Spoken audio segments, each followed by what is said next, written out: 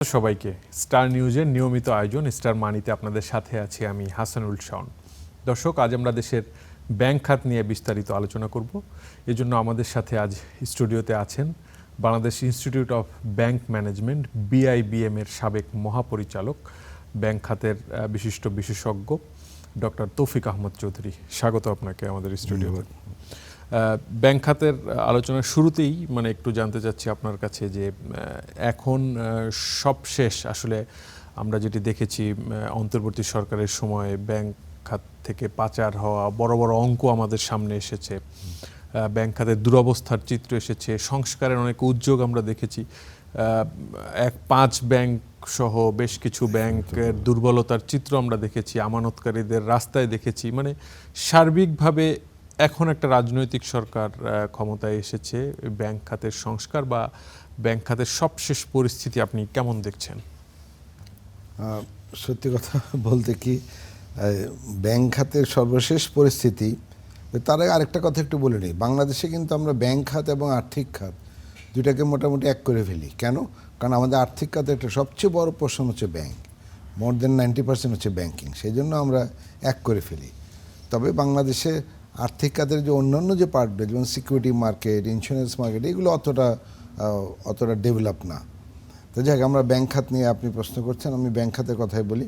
তো ব্যাংক খাতের এটা শুধুমাত্র এই বর্তমান সরকারের অবস্থা কী বলবো, বর্তমান সরকার, তার আগের ইন্টারিম গভর্নমেন্ট, ইভেন আপনার বিগত সরকারের শেষ আমল থেকেই পুরো খাতের মধ্যে একটা অস্থিরতা বিরাজ করছিল। অস্থিরতাটা মূলত আসছে যে আপনার সবগুলো ব্যাংকে আমরা তো স্বাভাবিকভাবে সর্বপ্রথম ক্রাইটেরিয়া যেটা ব্যবহার করি আপনার NPL, শুধু NPL না, ওদের ক্যাপিটাল শর্টফল ছিল, ওদের লিকুইডিটি শর্টফল ছিল, রেট অফ ইন্টারেস্ট নিয়ে কোনো ধরনের দুশ্চিন্তা ছিল না। তারপরে যাই হোক, এই রেজিম চেঞ্জের পরে তো একটা নতুন গভর্নমেন্ট আসলেন।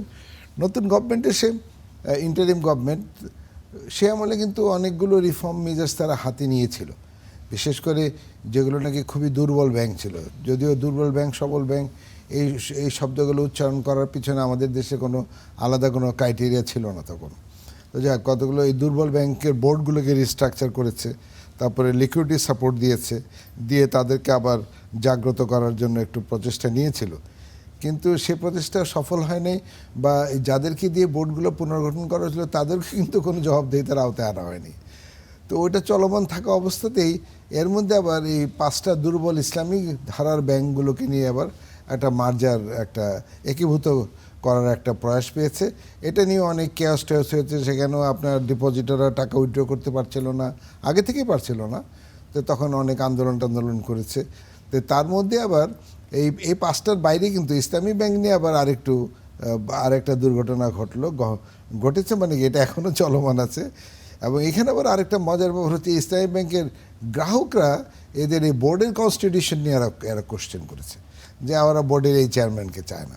তো এখন আসলে এগুলো তো গ্রাহকদের ব্যাপার না, এগুলো তো আইদার বোর্ড মেম্বাররা ঠিক করবে অথবা সেন্ট্রাল ব্যাংক ঠিক করবে। এখন গ্রাহকদের কনসার্ন হতে পারে, আমি চেক টেন্ডার করলাম, আমার চেকের কাছে টাকা পেলাম না, অন্যান্য ব্যাংকিং সার্ভিস আমি ঠিক মতো পেলাম না, সেগুলো হতে পারে গ্রাহকদের কনসার্ন।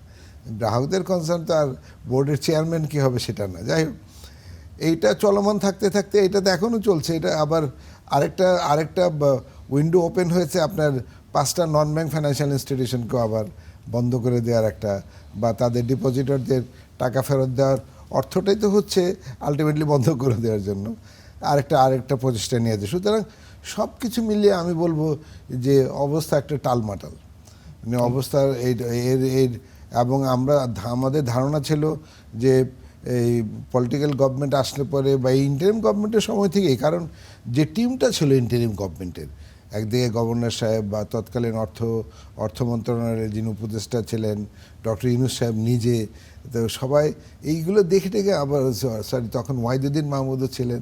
তা আমাদের ধারণা ছিল টিমটা খুব ভালো, এরা ডেফিনেটলি একটা ভালো কিছু করবে, কিন্তু তখন ভালো কিছু হয়নি। তো এখন আমরা সবাই ওয়েট করতেছিলাম যে নতুন গভর্নমেন্ট আসবে, এসে আরও কিছু আপনার মেজার্স হাতে নেবে, যার ফলে আমরা একটা স্টেবিলিটির দিকে যাব। এখন সেটাও কিন্তু দৃশ্যমান না।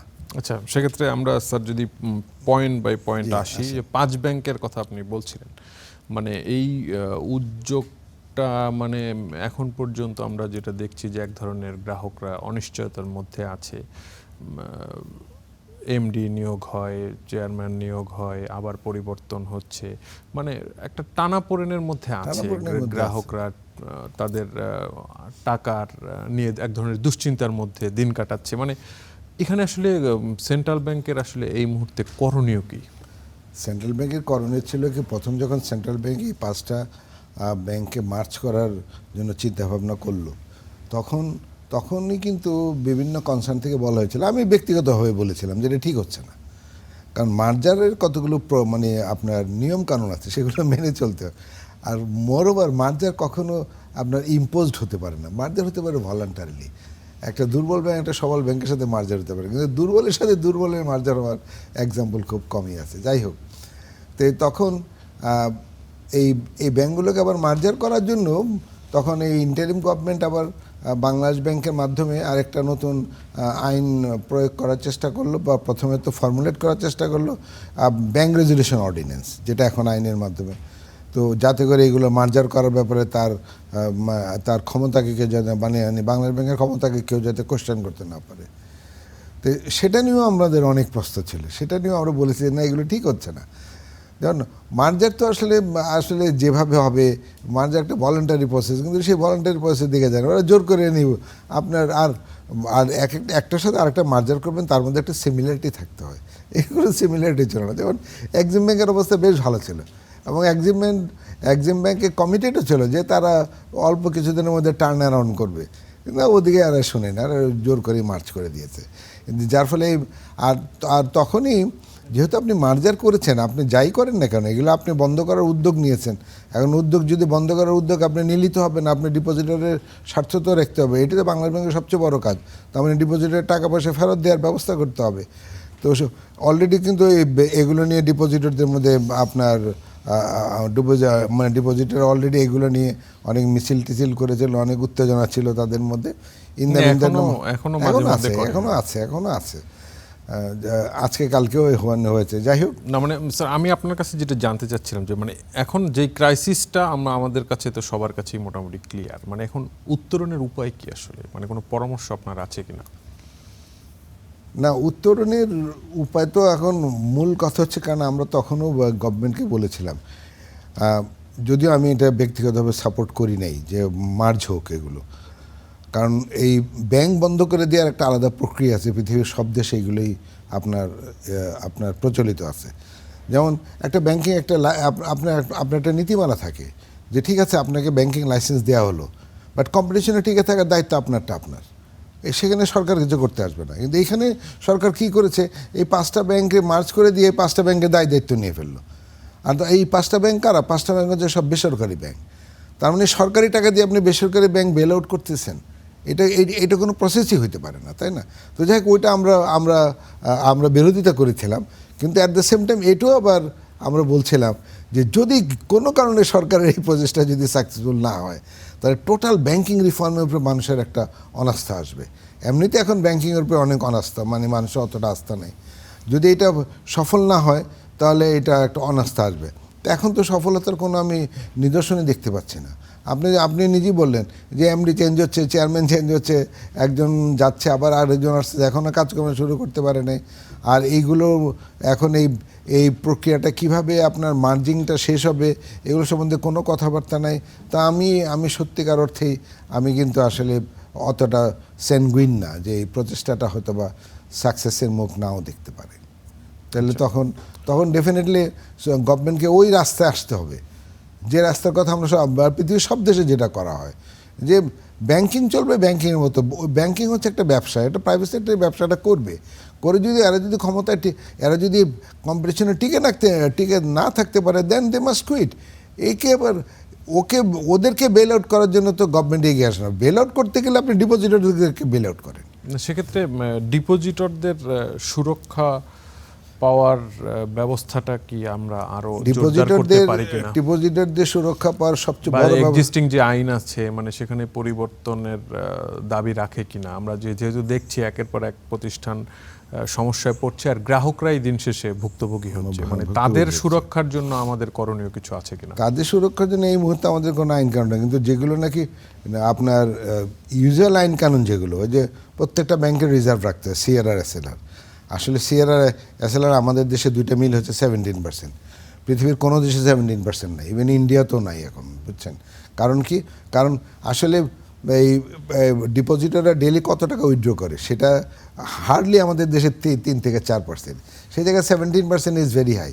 কিন্তু আমাদের দেশে প্রবলেমটা হচ্ছে যে আসলে এই ডিপোজিটররা না, প্রবলেমটা হচ্ছে এই যে বোর্ডের লোকজন বা আসলে মালিক পক্ষের লোকজন, এরা যে বিভিন্ন অনিয়মের মাধ্যমে, বিভিন্ন অনৈতিক কাজের মাধ্যমে যে তারা যে ব্যাংক থেকে যে টাকাগুলো উইথড্র করে নিয়ে গেছে বা বিভিন্নভাবে লোন স্যাংশন করে টাকাগুলো বের করে নিয়েছে, যার জন্য আমাদের ওই সাধারণ রিজার্ভ এটাকে সাপোর্ট দিতে পারে নাই। ইভেন আরেকটা ব্যাপার আমি বলি আপনাকে, যে প্রত্যেকটা ব্যাংকের জন্য সেন্ট্রাল ব্যাংক এডিআর ঠিক করে দেয়, অ্যাডভান্স ডিপোজিট রেশিও। তো এডিআর আমাদের দেশে হতে পারে আপনার 17% বাদ দিলে 83% হতে পারে। তো সে জায়গায় বাংলাদেশ ব্যাংক বোঝা যাচ্ছে ঠিক আছে তোমরা 85% মধ্যে যেতে পারো, কিন্তু আমাদের যে দেখেন অনেকগুলো ব্যাংকের এডিআর হচ্ছে 100%-এর বেশি। তার মানে আপনি ডিপোজিট পেলেন 100 টাকা, তার মধ্যে 17 টাকা তো আপনি রিজার্ভে রাখবেন, বাকি থাকলো 83 টাকা। 83 টাকা হাতে নিয়ে আপনি 100 টাকার উপর লেন্ডিং করেন কিভাবে?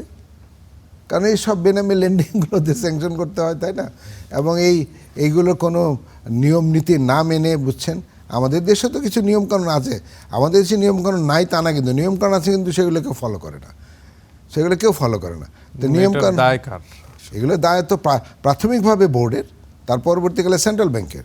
কিন্তু বোর্ড নিজেই তো আইন কানুন ভঙ্গ করছে, সেই জন্য প্রাথমিকভাবে বোর্ডের এবং সেকেন্ডারিলি সেন্ট্রাল ব্যাংকের, তাই না? আপনি বোর্ডের কথা বলছিলেন যে বোর্ডের লোকজন এই ধরনের অনিয়মে অনেক জড়িত ছিল, এদের আসলে অনেক চিত্র তো আমাদের সামনে এসেছে, বিশেষ করে 5 আগস্ট পরবর্তী সময়ে, মানে তাদের বিরুদ্ধে আসলে ব্যবস্থা এরকম দৃশ্যমান কিছু দেখছেন কি? কোনো ব্যবস্থা নেওয়া হয়নি, বরঞ্চ এই 5ই আগস্টের রেজিম পরিবর্তনের পরেও যে সমস্ত সার্কুলেটরগুলো বাংলাদেশ ব্যাংক থেকে দেয়া হয়েছে সেগুলো তাদেরকে আরও উৎসাহিত করেছে। আমরা সবশেষ বলছিলাম যে আসলে বোর্ডের যেই দায়, তো আমরা যেটা দেখেছি যে অনেক ব্যাংক কর্মকর্তা এই সব অনিয়মে জড়িত ছিলেন, অনেক ব্যবসায়ী, বোর্ডের যারা সদস্য ছিলেন, তো আপনিও বলছিলেন যে আসলে দৃশ্যমান বিচার বা কোনো কিছুর ব্যবস্থা করা হয়নি, বরঞ্চ যা করা হয়েছে সেগুলো আরও উৎসাহিত করেছে তাদেরকে। এই যে আপনার বাংলাদেশ ব্যাংক যে ব্যাংক রেজুলেশন অর্ডিন্যান্স যেটা করেছে, এটা যে পূর্বতন মালিকদের আবার উৎসাহিত করেছে যে তোমার ব্যাংকটা আবার তুমি কিনে নাও। এই যেটা ছিল 17 ক, এটা পরে গভর্নমেন্ট বাধ্য হয়েছে পরে সেটা বন্ধ রাখতে। তো যাই হোক, এবং আমি এই কথাটা সবসময় বলি যে যাদের জন্য এই ব্যাংকের দুরবস্থা, তাদের যদি আপনি শাস্তির আওতায় না আনতে পারেন, জবাবদিহিতার আওতায় না আনতে পারেন, এই ব্যাংকিং ব্যবস্থা থেকে আপনি ভালো কিছু আশা করতে পারেন না। কারণ তারা আর তাদেরকে তো জবাবদিহিতার আওতায় আনাই হচ্ছে না, বরঞ্চ তাদের জন্য আরও নতুন নতুন অ্যাভিনিউ আপনি বের করে দিচ্ছেন যে তোমরা এইভাবে পার পেয়ে যাও। এটা কোনোদিন হতে পারে না। স্যার, ইসলামী ব্যাংক প্রসঙ্গটা আপনি বলছিলেন, আমরা যেটি দেখেছি যে ইসলামী ব্যাংকের গ্রাহকরা তো আসলে এই ব্যাংক থেকে অনেক ঋণের নামে অনেক টাকা সরানো হয়েছে অতীতে, মানে এই ধরনের অভিজ্ঞতার আলোকেই তারা এখন যেটা বলছে যে সচেতন গ্রাহক ফ্রন্ট তারা এক ধরনের আন্দোলনে আছে যে এই ব্যাংকে আবার নতুন করে লুট হতে দেওয়া হবে না, বা এরকম কিছু দাবি সামনে রেখে তারা আসলে একটা স্বচ্ছ যোগ্যদের নিয়োগ দিয়ে একটা বোর্ড তারা চায় আর কি। তো ইসলামী ব্যাংকের তো আসলে বেসরকারি খাতের সবচেয়ে বড় ব্যাংক, মানে আমাদের ইকোনমিতে এর ইম্প্যাক্টটাও অন্যরকম। তো এর আগে 5 ব্যাংকের গ্রাহকদের ভুগতে আমরা দেখেছি, মানে এখানকার গ্রাহকদের মধ্যে ওই ধরনের একটা আশঙ্কা স্বাভাবিকভাবেই কাজ করে, যেটা নিয়ে আসলে স্ট্রাগল করছে ব্যাংকটি। তো মানে এই ক্ষেত্রে আসলে বাংলাদেশ ব্যাংকের প্রতি আপনাদের পরামর্শটা কি থাকবে? না, এখানে দেখেন আসলে দুইটা পরিস্থিতি কিন্তু একটু ডিফারেন্ট ছিল। একীভূতকরণ 5 ব্যাংকের গ্রাহকদের যে কনসার্ন, ওদের টাকা ফেরত পাওয়া, আর ইসলামী ব্যাংকের গ্রাহকদের কিন্তু সেই কনসার্নটা না, ওদের কনসার্ন হচ্ছে আমি চেয়ারম্যান চাই না একে। এটা আমার কাছে খুব পিকুলিয়ার হয়েছে। এবং কোনো ব্যাংকে কিন্তু আমি বললাম যে ভাই, ইসলামী ব্যাংকের লোকজন যদি ডিটারমাইন করে কে চেয়ারম্যান হবে, তাই তো কালকে এই মধুমতি ব্যাংক বলে আমার চেয়ারম্যান হবে আওয়ামী লীগের একজন, তারপরে পদ্মা ব্যাংকের বলবে আমার চেয়ারম্যান হবে অমুক একজন, তাই না? তারপরে ইউসিবিএলের বলবে আমার চেয়ারম্যান হবে আরেকজন। এরকম তো কেউস লেগে যাবে। এটা কি গ্রাহকদের ব্যাপার নাকি? ব্যাংকের চেয়ারম্যান কী হবে এটা তো ডিটারমাইন করবে আপনার মানে ব্যাংকের বোর্ড, তাই না? যে বোর্ডের ডিরেক্টরদের মধ্যেই তো একজন চেয়ারম্যান হবে। এখন তারা যদি আনেবল হয়, then central bank will come forward, দেখেন সংসদেও অনেক হ্যাঁ আলাপ আলোচনা হয়েছে এগুলো তো সবই, এবং পরবর্তীতে আমরা তো দেখলাম বাংলাদেশ ব্যাংক আসলে এটা থেকে সরে এসেছে আর কি। মানে আমার প্রশ্নটা ছিল যে আসলে মানে বাংলাদেশ ব্যাংকের এখনকার ভূমিকাটা কেমন হওয়া উচিত আসলে এই এখন বাংলাদেশ ব্যাংক তো চাপের মুখে ডেফিনেটলি এখান থেকে সরে আসছে। এখন তো একজন নতুন অ্যাডমিনিস্ট্রেটর দেওয়া হয়েছে। এখন তাকে চেয়ারম্যান করবে না কাকে করবে জানে, তবে ইমিডিয়েটলি বোর্ড সেখানে দেওয়া উচিত, এবং বাংলাদেশ ব্যাংক মাস্ট সিলেক্টেড, তাই না? এখন তখন এই বোর্ডের কাজ হবে আসলে নিয়ম নীতি মেনে ব্যাংকিং চালানো। আর আর আর আর ইসলামিক ব্যাংকিংয়ের জন্য শুধুমাত্র ব্যাংকিং নিয়ম নীতি মেনে চলে, আপনি ইসলামিক শরিয়াও ফলো করতে হবে, তাই না? ওইখানে কিন্তু ডাবল আপনাকে নিয়ম নীতি মানতে হবে। তাই সুতরাং এইগুলো মেনে যাতে ব্যাংকগুলো চলে। আপনি ইভেন আপনার ট্র্যাডিশনাল ইসলামী ব্যাংক বাংলাদেশ লিমিটেডেরও দেখেন, টোটাল পোর্টফোলিওর মধ্যে আপনি 1% আপনার মুদারা বা মুশারাকা পাবেন না। এগুলো কেন অ্যালাউ করছেন আপনারা একদিন, তাই না? আমি পার্সোনালি বাংলাদেশ ব্যাংকে বলছি যে আপনারা কেন অ্যালাউ করেন? ওরা তো সব মার্কআপ ব্যাংকিং করে, তাই না? তো ইসলামিক ব্যাংকিং কিছুই করে না। Markup is also allowed in Islam, সেটাও আমিও জানি, তাই না? কিন্তু যেটা নাকি most dominant mode of finance, মুদারা মুশারাকাতে কিছুই করে না, সেটা অ্যালাউ করেন কেন? ওরে দেখে থেকে অন্যান্য ব্যাংকগুলো যেগুলো নাকি এখন একীভূত করেছে গভর্নমেন্ট, তাই না, এরাও কারণ মানুষকে আপনার মানে ইসলামের কথা বলে বলে ডিপোজিট নিতে পারবেন, তাই না, এসব ইসলামাইজ করছে। যে ইসলামাইজেশনের ওরা কিছুই করে না, ইনফ্যাক্ট খালি ইসলামের নামটা বিক্রি করে মানুষের পকেট থেকে ডিপোজিটটা হাতে নিয়েছে। এখন তো আমরা দেখি যে ম্যাক্সিমাম ব্যাংকেরই আসলে ইসলামী ব্যাংকিং উইং চালু করছে ম্যাক্সিমাম, এবং ইসলামী ব্যাংকিং উইং যে আপনারা পারমিশন দেন, পারমিশন দেওয়ার সময় একটু চিন্তা তাকে দিয়ে বলানো উচিত যে তোমাকে ইসলামিক ব্যাংকিং করার জন্য পারমিশন দিলাম, you must do Islamic banking in the name of Islamic banking. আপনি মার্কআপ ব্যাংকিং করার জন্য কিন্তু আমি তোমার পারমিশন দিইনি, কিন্তু এরা ইসলামিক ব্যাংকে পারমিশন নেয়, নিয়ে তো তারা শুরু করে মার্কআপ ব্যাংকিং। এখন যেটা করছে সবাই মার্কআপ ব্যাংকিং। আর ইসলামে বলা গেছে এনিথিং প্রিডিটারমাইন্ড ইজ মানে শরিয়া বিরোধী। স্যার, আমাদের ব্যাংকিং খাতের খেলাপি ঋণের যদি আমরা দেখি যে বলা হচ্ছে যে আসল চিত্র সামনে আসছে, বা আগে হয়তো হাইড করা হতো বা কমিয়ে দেখানো হতো, 5,88,000 কোটি টাকা সবশেষ হিসেব অনুযায়ী আমরা দেখি যে এই এত বড় খেলাপির বোঝা মানে সামলে এই ব্যাংকিং সেক্টর সামনের দিকে এগিয়ে যাওয়ার মানে সেটার জন্য আসলে মানে বাংলাদেশ ব্যাংকে কি করতে হবে, বা এখন এই বাস্তবতায় কি করতে পারে বাংলাদেশ ব্যাংক রেগুলেটর হিসেবে? হ্যাঁ, তো বাংলাদেশ ব্যাংকে তো বহু আগে থেকে বলা হচ্ছিল যে আপনারা এগুলা করেন, ওরা তো কোনো কথা কোনোদিন কানে আনে না। যাই হোক, তো এটা সত্যিকার অর্থ আসলে আমরা তো হাইড আউট করেছি। তবে এই রেজিম চেঞ্জ হওয়ার ফলে কিন্তু কিছুটা হলেও গভর্নেন্স ফিরে আসছে, আর তাছাড়া আমাদের লাস্ট টু লাস্ট যিনি গভর্নর ছিলেন, উনি তো বলেছিলেন আমি ইন্টারন্যাশনাল স্ট্যান্ডার্ড প্র্যাকটিস ফলো করব। তো গভর্নেন্সও একটু ফিরে আসছে, আর বাসেল 3ও আপনি অ্যাডাপ্ট আমরা করতে পেরেছি, যার ফলে আপনার আপনার এই খেলাপি ঋণের পরিস্থিতিটা ঠিকমতো বেরিয়ে আসছে। এবং এটা আমি সাপোর্ট করি এই কারণে, কারণ আমি তো বাইরে থেকে ঠিকমতো আমাদের খেলাপি ঋণের প্রবলেমটা কি এইটাই আমি ঠিকমতো বুঝতাম না, ডাইমেনশনটা কতটুকু। এখন তো একেবারে ক্লিয়ার পিকচার আসছে। আর বিশেষ করে ওয়ার্ল্ড ব্যাংক, IMF তো বলে ডিস্ট্রেস লোনের কথা, শুধু খেলাপি লোন না, এই যে সমস্ত লোন আপনি রিশিডিউল করতেছেন এগুলো তো খেলাপি। তারপরে যে সমস্ত লোন আপনি কোর্টে আছে যে সেগুলো তো খেলাপি, তাই না?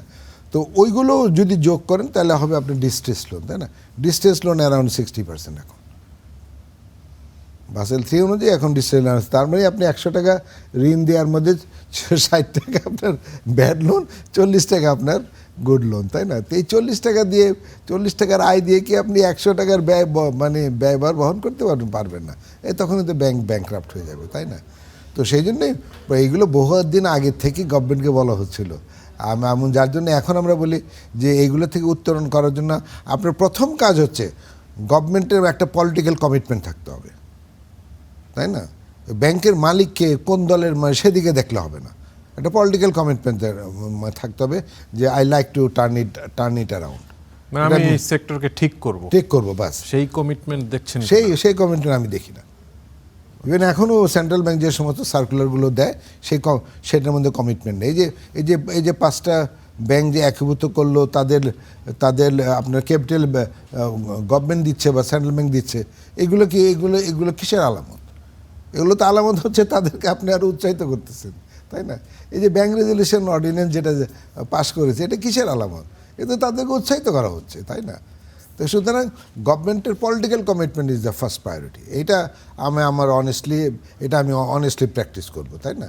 এটা আমার তো মনে আছে, আমি তখন আমেরিকাতেই ছিলাম, আপনার ওই ইয়েতে 1993 কথা, না 1993 না 2003, যাই হোক, এই আমেরিকার এক প্রাক্তন প্রেসিডেন্টের ছেলের ব্যাংক বন্ধ করে দিচ্ছে, ফেডারেল রিজার্ভ সিস্টেম।